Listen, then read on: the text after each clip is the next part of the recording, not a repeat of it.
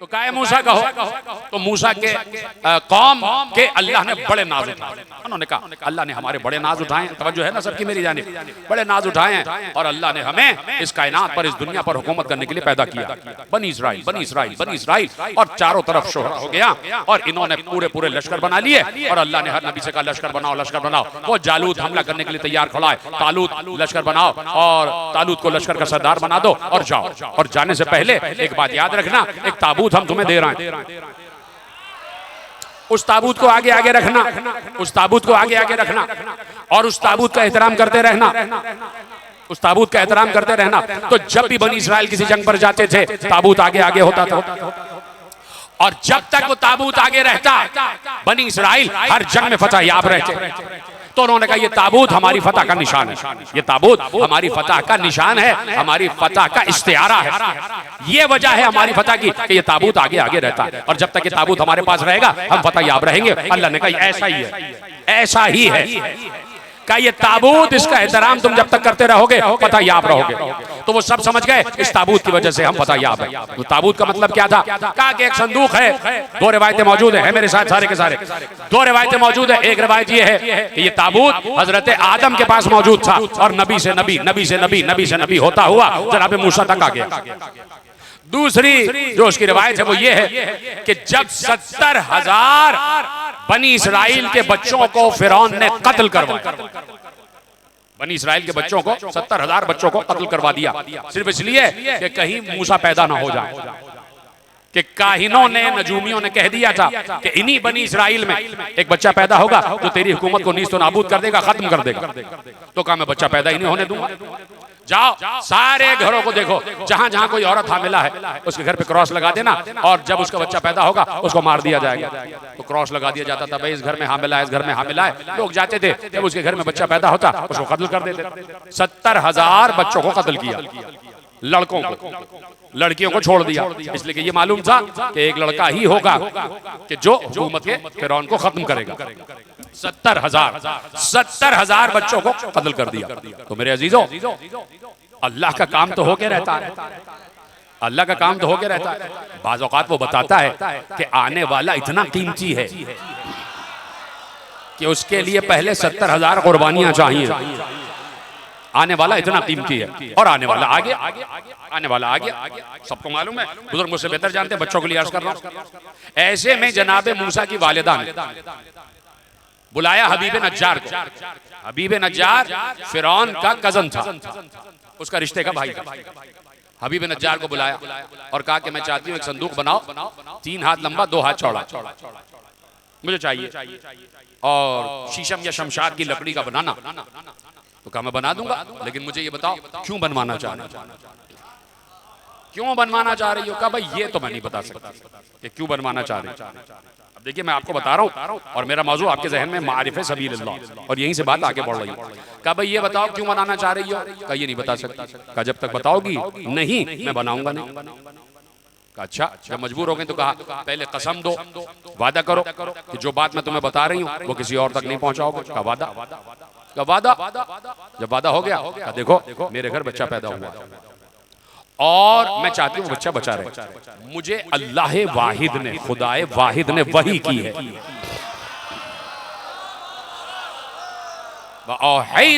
मूसा कहा कि मुझे खुदाए वाहिद ने वही की है। इसका मतलब है कि पाक औरतों पर भी वही होती है।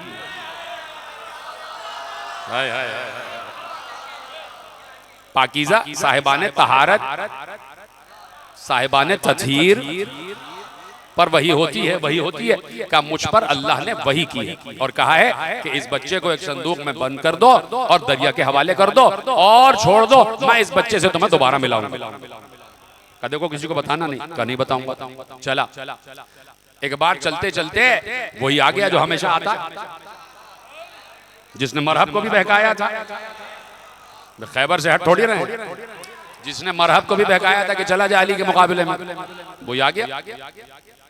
हबीब नज्जार पर आया, उसने वसवसे डाले और जब वसवसा डाला तो फिरौन के दरबार में उसने ये इरादा किया कि फिरौन को जाके पूरा राज बता देता हूँ कि भाई वहां पर एक बच्चा पैदा हो चुका है और वो वही बच्चा है, वही बच्चा है जिसको तू ढूंढ रहा है। कहा वो वही बच्चा। उसने कहा मैं ये बता देता हूँ कि वही बच्चा है, तू 70,000 को कत्ल कर चुका, न मालूम कितनों को कत्ल करेगा, वो आ चुका कि जिसका तुझे इंतजार था, जिसके लिए तू सबको कत्ल कर रहा, वो आ गया।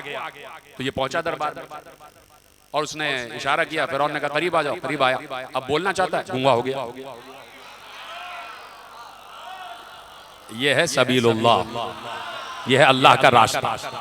अल्लाह अपने रास्ते, कुदरत अपने रास्ते खुद बनाती है, और जिस बात को अल्लाह चाहता है वो अम्र हो के रहता है, वो अम्र हो के रहता है, वो अम्र हो के रहता है। यहीं से मैं किसी और तरफ भी मुड़ सकता हूँ, यहीं से मैं किसी और तरफ मुड़ सकता हूँ, लेकिन मुझे यहीं पे रहना है। फिर कभी मौके पर, अब जो बात आ गई अगर मुझे याद रही तो कल यहीं से गुफ्तगू का आगाज करेंगे। तो कहा कि गूंगा हो गया, अब इशारों से बात कर रहा है।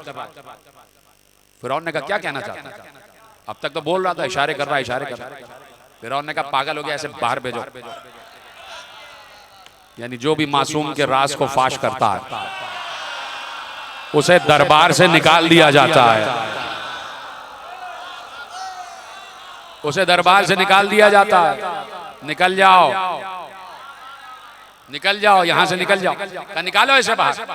चला गया बाहर, और इसने सोचा कि भाई ये बात तो कुछ अजीब हो गई। तो इसने एक बात अंदर से नियत की कि ए वो खुदा के जिसने मूसा की माँ पर वही की है, मैं अगर तू सच्चा है और वो बच्चा भी सच्चा है तो मैं तुझसे माफी मांगता हूँ, मुझसे गलती हो गई, मेरी जबान वापस कर दे। अच्छा, अल्लाह को मालूम है कि अभी क्या करने वाला, मालूम है ना उसे। अल्लाह ही ने जबान छीनी और अल्लाह ही ने उसे गोयाई दे, बोलने लगा। जब बोलने लगा उसने कहा दोबारा बोलने लगा मैं, अच्छी बात हो गई। फिर शैतान आया, फिर शैतान आया, अंदर से उसने वसवसा डाला, इत्तेफाकन तेरी गोयाई चली गई थी, इत्तेफाकन तू गूंगा हो गया था। वो थोड़ी मूसा के खुदा ने थोड़ी तुझे गूंगा किया, इत्तेफाक से कहीं तेरे जिस्म में कोई ऐसा ऐप पैदा हो गया कि तेरी जबान गूंगे हो गई। जा अब बता दे। देखिए मूसा कौन है? अल्लाह की सबील की तरफ रहनुमाई करने वाले, और उस सबीलुल्लाह से रोक कौन रहा है? शैतान। यानी जो अल्लाह के नुमाइंदे की तरफ जाने से रोके वो शैतान होता, वो शैतान होता। क्या ये तेरा वसवसा होगा, इत्तेफाक हो गया, एक्सीडेंटली तेरी जबान चली गई, चल तेरी जबान आ गई, अब जाके बता दे। फिर पहुंचा, जैसे ही बताने लगा गूंगा हो गया, फिर जबान चली गई। फिर उसने इशारे इशारे किए, फिर फिरौन ने कहा इसको बाहर निकालो, भेजो यहाँ से। दूसरी मर्तबा बाहर निकाल दिया गया। फिर शैतान आया, फिर इसने दुआ मांगी अल्लाह से कि परवरदिगार मुझे माफ कर दे, अब मैं नहीं करूंगा। अल्लाह ने फिर माफ कर दिया। उसको क्या मसला है, उसके लिए क्या प्रॉब्लम है? वो इंसानों की तरह थोड़ी, उसने फिर माफ कर दिया। उसने कहा कि भाई मुझे दोबारा गोयाई दे दे। अल्लाह ने दोबारा गोयाई दे दी। उसको किसी की क्या परवाह है, वो बड़ा है, वो अकबर है, वो गनी है, उसको किसी की दे दी, जबान वापस हो जाए, वापस हो गई जबान। तीसरी मर्तबा फिर आ गया, फिर शैतान ने बहकाया, फिर दरबार में आ गया। अब जो दरबार में आया तो फिर इशारे करने लगा, बार बार। तीसरी मर्तबा एक शख्स आ रहा एक ही नशिस्त में, तो फिरौन ने कहा कि ये कहना क्या चाहता है, कुछ है जरूर जो ये कहना चाहता है। देखो ये कहना क्या चाहता है। उसने कहा ऐसे ऐसे इशारा किया, मेरे साथ आओ। जब जनाब मूसा की वालिदा ने कहा था कि संदूक बनाना, तो ये बाहर निकला और उसके घर पर क्रॉस लगा, जनाब मूसा के घर पर एक क्रॉस का निशान लगा दिया कि यहाँ पर बच्चा पैदा होगा। अब उसने कहा कि आओ मेरे साथ, गूंगा इशारा करते हुए चला। जैसे ही आगे बढ़ा, पीछे वाले देख रहे हैं ये कभी इधर गिर रहा है, कभी उधर गिर रहा है। जैसे ही आगे बढ़े देखा उसकी आंख की बीनाई चली गई, अंधा हो गया। अब उसे रास्ता ही नजर नहीं आता, इधर गिर रहा है, उधर गिर रहा है, गिर रहा है, उठ रहा है, गिर रहा है, उठ रहा है। तो उसके दरबारियों ने कहा कि ये वाकई पागल है, छोड़ दो इसको। अब इसने सजदा करके असल तौबतुन नुसूह कि परवरदिगार मैं अब यकीन आ गया कि तू खुदा वाहिद है, और जो बच्चा पैदा हो रहा है, हो गया है, वो तेरा नुमाइंदा है, और अब मैं तुझसे सच्ची माफी मांगता हूं, मुझे माफ कर दे। तो अल्लाह ने 3 मौके दिए, 3 मौके अल्लाह देता है। तीसरे मौके पे सुधर जाओ, नहीं तो चौथा बार तो हमारा है।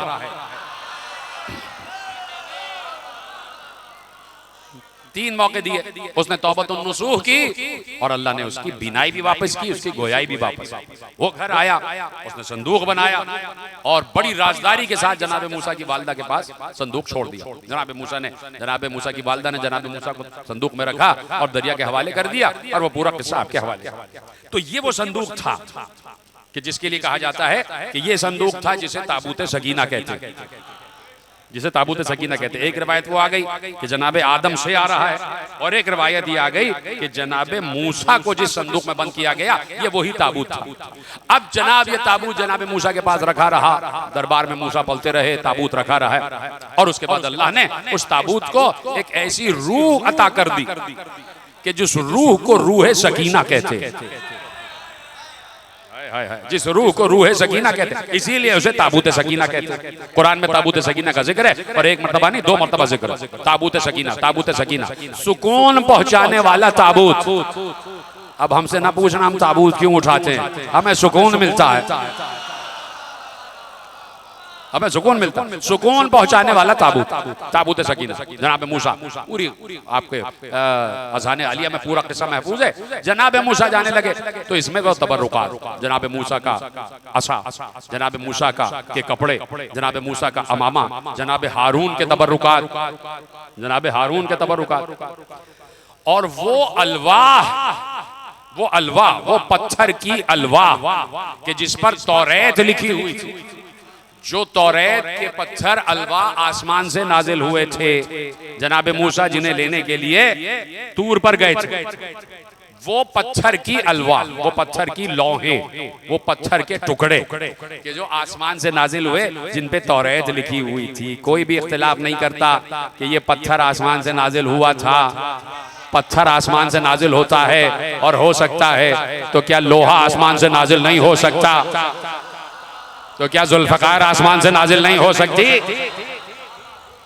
पत्थर आसमान से नाजिल हुआ तो जुल्फकार भी आसमान से नाजिल हुआ। ठीक है, तो अब वो पत्थर, वो अलवा, वो तौरात के नुस्खे, वो सारे के सारे ताबूत में मौजूद और वो ताबूत बनी इस्राइल के साथ साथ और वो आगे आगे रहता। फिर वो ताबूत को लाके एक बेहतरीन मकाम पर, जैसे हैकल सुलेमानी कहते हैं, वहां पर लाके रख देते थे।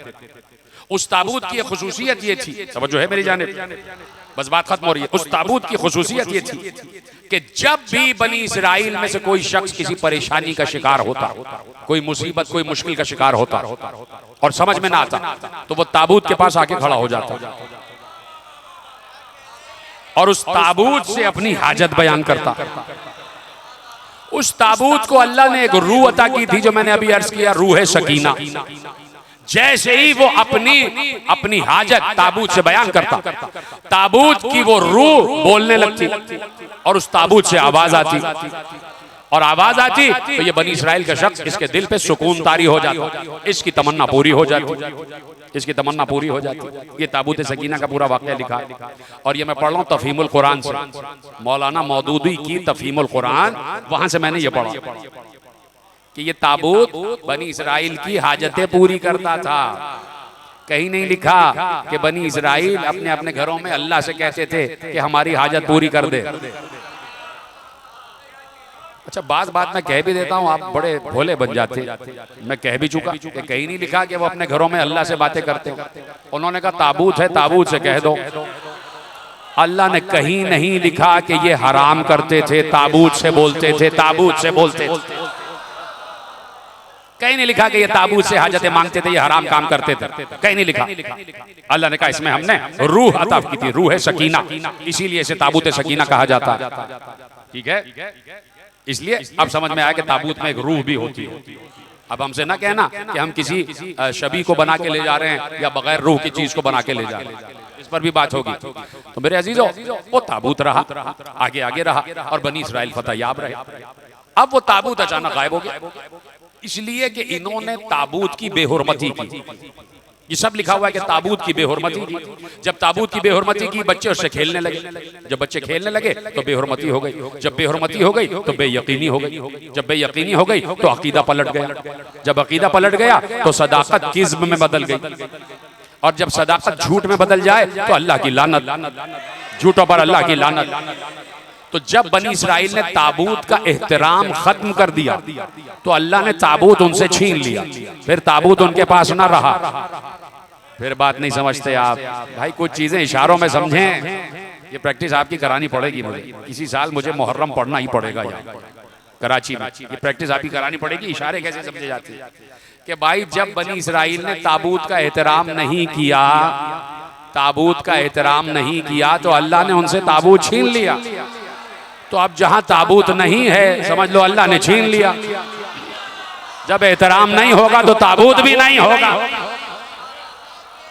अल्लाह ने ताबूत छीन लिया, अब वो ताबूत गायब हो गया, ना मालूम कहाँ गया। जैसे ही ताबूत छिना, अब बनी इसराइल शिकस्त पे शिकस्त, शिकस्त पे शिकस्त, तनज़्ज़ुली का शिकार, भूख, इफलास, इन सब चीजों का शिकार हो गए और बिल्कुल तनज़्ज़ुली पे आ गए, बिल्कुल जमीन से लग गए। उन्होंने कहा ताबूत हमसे छिन गया, अब हम गए, अब हम गए। उसी ताबूत की इनको आज भी तलाश है। आज इन बनी इसराइल वालों को उसी ताबूत की तलाश है। वो कहते हैं ये ताबूत कहीं यहीं कहीं मौजूद है और ये ताबूत हमारे हाथ में आ जाए तो पूरी दुनिया की हुकूमत हमारे पास आ जाएगी। इसलिए पूरा आसपास का जितना इलाका है, मैं नाम नहीं लूंगा, आपको पता है कहाँ रहते हैं ये लोग, जितने इलाके हैं और उसमें जितनी भी जियारतें हैं और जितने भी अजीम मकामात हैं, उन सारे मकामात के नीचे तहों में उन्होंने खुदाई कर दी और खुदाई की है। किसी नबी की कब्र के नीचे भी पहुंच गए, किसी नबी की कब्र के नीचे पहुंच गए, किसी बहुत बड़े मकाम के नीचे तक पहुंच गए। खुदाई करी, खुदाई की कि भाई यहाँ ताबूत होगा, शायद यहाँ हो, शायद यहाँ हो, शायद यहाँ हो। सब जगह की उन्होंने खुदाई कर चुके, कहीं उनको ताबूत नहीं मिला। अब सिर्फ एक जगह रह गई है और वो जगह है बैतुल मुक़द्दस। वो कहते हैं अब एक जगह है बैतुल मुक़द्दस, इसके नीचे वो पूरा हैकल सुलेमानी हो सकता है कि जो जनाब सुलेमान ने एक पूरा हैकल तामीर किया था और शायद इसके नीचे हो, और इसके नीचे ताबूत सकीना उनको अब यकीन है।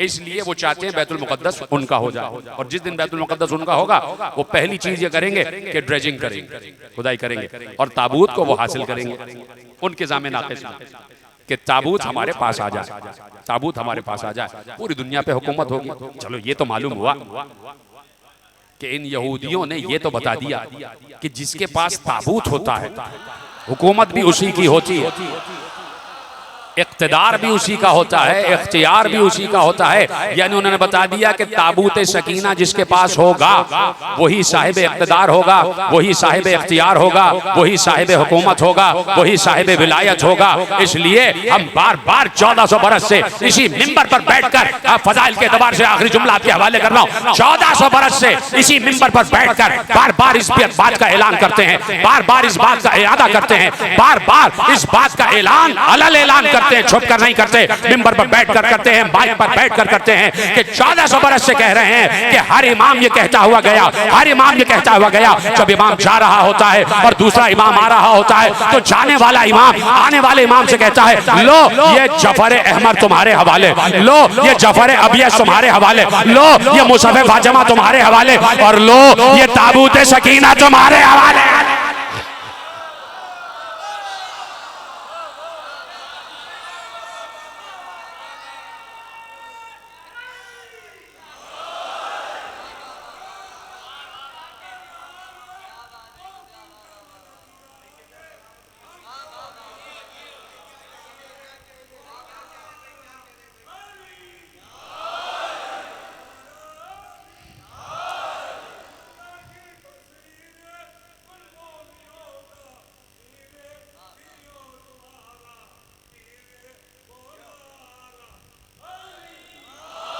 तो फरमाई आपने कि भाई ये ताबूत है कि जिसकी वजह से इख्तिदार हो, इख्तियार हो, तसर्रुफ हो, विलायत कायम है। जिसके पास ये ताबूत सकीना होगा वही साहिब विलायत होगा। तो अब पूछो ना 11वें से कि किसको दे के गए, जिसको दे के गए हुकूमत भी उसी की है। यही तो हम कह रहे हैं कि आज का हुसैन भी महदी है, आज का अली भी महदी है।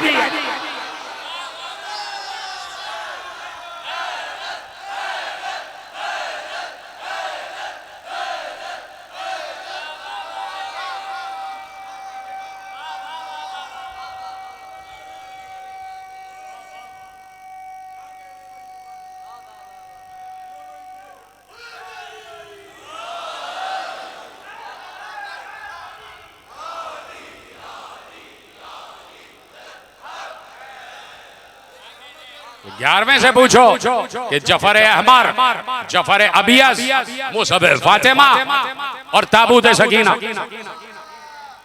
इन सब पर भी बात करेंगे कि जफर अहमर क्या है, जफर अबियस क्या है, इस पर भी बात करेंगे। मुसहफ फातिमा तो आप जानते हैं कि क्या है, ताबूत सकीना मैंने आज बता दिया कि अब नस्लन बाद नस्लिन, मनसब बाद मनसब, इमाम बाद इमाम, मासूम बाद मासूम, ये विरासतें दे के गए, विरासतें दे के गए। यही विरासतें अली के पास थी, जो अली को रसूल से मिली, जो अली को रसूल से मिली। हमारा सवाल यह है कि अली को रसूल से जफर अहमर भी मिला, जफर अबियस भी मिला और ताबूत सकीना भी मिला, है कि नहीं? सवाल यह है कि रसूल का ताबूत सकीना किससे मिला?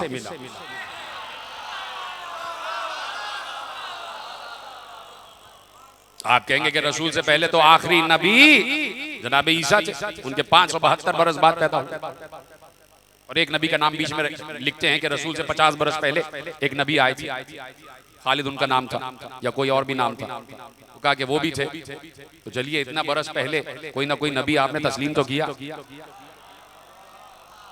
जब हम कहते हैं कि अबू तालिब, तो आपको एतराज हो जाता है। तो अब नबी को, हमारे नबी को ये ताबूत सकीना किससे मिला, किससे मिला, किस रास्ते से आया? कौन था सबीलुल्लाह रसूल से पहले और कौन है सबीलुल्लाह रसूल के बाद? ये रसूल का रास्ता क्या है, इसी पर बात होगी आगे इंशाअल्लाह। ये मौजू आप तक पहुंच गया, तमीरी तकरीर आपके हवाले हो गई। तो कहा कि ताबूत सकीना 11वां किसे देकर गया? तो 11वां जिसे देकर गया, इख्तिदार भी उसी का है, हुकूमत भी उसी की है, विलायत भी उसी की है। तो आज उसी के तहत विलायत जिंदगी गुजार रहे, उसी के तहत विलायत जिंदगी गुजार रहे। अब जुमला ले जाइए कि जिस वक्त हुसैन करबला में थे, हुसैन के पास जफर अहमर हो, जफर अबियस हो, मुसहफ फातिमा हो, ताबूत सकीना था। ये चारों चीजें हुसैन इब्न अली के पास थी। और वो उमूर इमामत जो बराह रास्त अल्लाह से किसी इमाम तक पहुंचते हैं, वो थे कि जो सीने में आते हैं, जो असरार इमामत है, जो इल्म इमामत है, जो इल्म तौहीद है, वो अलग है कि जो सीने में होता है और फिर वो इमाम तक मुंतकिल होता है। ये असरार, ये तमाम उमूर, ये तो ज़बानी और ये ज़हनी तौर पर और कल्बी तौर पर मुंतकिल होते हैं। और ये विरासत कि जिसे जफर अहमर, जफर अबियस, मुसहफ फातिमा, ताबूत सकीना कहते हैं। ये चारों चीजें हुसैन के पास फिजिकली करबला में मौजूद थी और यही चारों चीजें अली के पास फिजिकली मदीने में थी। ये जो देर हुई ना, जो जहरा गई हैं दरवाजे पर और लोग एतराज करते हैं कि खातून क्यों चली गई दरवाजे पर, तो उन चीजों को अली उस मकाम तक मुंतकिल कर रहे थे। ये वक्त चाहिए था अली को, और वो वक्त अली को ज़हरा ने फराहम किया, ज़हरा ने फराहम किया। अबुल हसन, आप इन चीजों को उस मकाम तक, उस गैब के मकाम तक मुंतकिल कीजिए कि जो मुंतकिल करने का हक है। और फिर वो हसन इब्न अली और हुसैन इब्न अली तक पहुंची वो चीजें। बिल्कुल इसी तरह करबला में ये चारों चीजें हुसैन इब्न अली के पास। तवज्जो फरमा रहे हैं आप? अगर जुमले की गहराई तक पहुंच जाए तो ये मेरी कामयाबी होगी कि मैं आपको पहुंचा सकूं कि ये चारों विरासतें जो उलूही और रूहानी और नूरानी विरासतें फिजिकली हुसैन के पास मौजूद थी। तो अब हुसैन तो जा रहे हैं, अगला आने वाला इमाम गश में, और वो गशी भी बहुक्म खुदा, बइज़्न खुदा, बहिकमत खुदा, ठीक है, बहुक्म खुदा, बइज़्न खुदा। ये चारों चीजें पहुंचानी है ज़ैनुल आबिदीन तक, लेकिन ज़ैनुल आबिदीन है गश में। तो किसी को ये अमानतें दे के गए, और जो किसी मैंने कहा उसका नाम है ज़ैनब।